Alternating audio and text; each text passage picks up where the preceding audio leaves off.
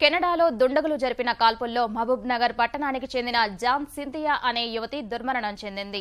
ఈ ఘటన గత నెల 29న జరిగింది. టొరంటో సమీపంలోని షాపింగ్ మాల్ వద్ద జాన్ సింథియా తన స్నేహితులతో కలిసి కారులో కూర్చున్న సమయంలో దుండగులు కాల్పులు జరిపారు. ఆమె స్నేహితులే లక్ష్యంగా దుండగులు కాల్పులు జరిపినట్లు అనుమానిస్తున్నారు. మృతురాలి కుటుంబం 16 ఏళ్లుగా కెనడాలో నివాసముంటోంది.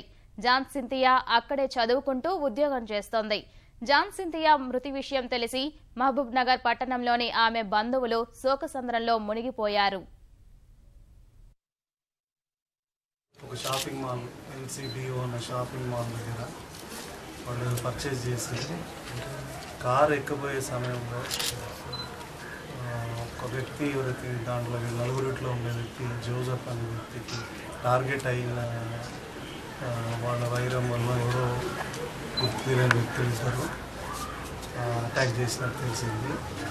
ఆ సంఘటనలో ఈ అమ్మాయి మా బంధువు ఉండడం వల్ల ఆమె కూడా కాల్పులు జరిగింది. ఆమె స్పాట్ డెడ్ అయింది. అక్కడ